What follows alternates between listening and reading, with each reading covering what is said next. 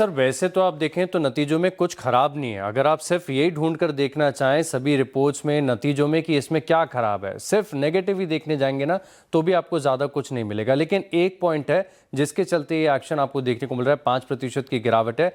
Mostly market इसकी positioning को देख रहा है। दरअसल क्या हुआ है कि इसके नतीजे जो आए थे इससे पहले स्टॉक काफ़ी ज़्यादा चल चुका था। अब क्वार्टरली अपडेट जब खराब आए थे तभी भी हमने देखा कि स्टॉक में ऑफलोज की रिकवरी आ गई थी, तेजी आ गई थी और बेंचमार्क से मुकाबले आप देखें ना तो स्टॉक में आउट परफॉर्मेंस नजर आया। जैसे एक महीने में बैंक निफ्टी तो कहीं नहीं गया, 2% की गिरावट है, लेकिन इसके मुकाबले आप इंडसइंड बैंक को देखें तो तकरीबन 12% का मूव है।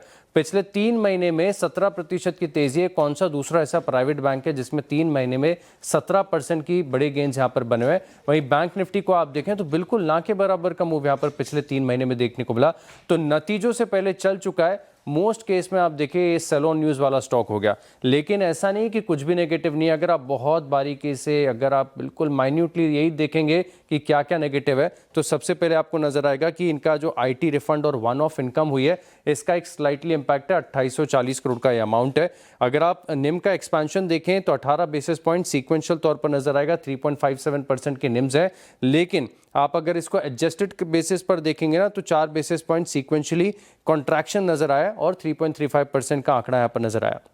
जो ग्रोथ के लिहाज से देखें तो चाहे व्हीकल फाइनेंसिंग है या फिर माइक्रो फाइनेंस, दोनों की बुक में आप देखें तो जो ग्रोथ आई है थोड़ी सी म्यूटेड साइड पर देखने को मिली है। लोन बुक की बात करें तो सीक्वेंशियली 3.3% की बढ़त यहां पर नजर आई। लेकिन अगर आप इसको पिछले साल के मुकाबले देखें तो 2.2% की गिरावट है। और वहीं पूरी ग्रोथ के लिहाज से जो इनका रिटेल सेगमेंट है वो अच्छा नहीं कर रहा है, बिल्कुल फ्लैट और म्यूटेड ग्रोथ यहां पर देखने को मिल रही है।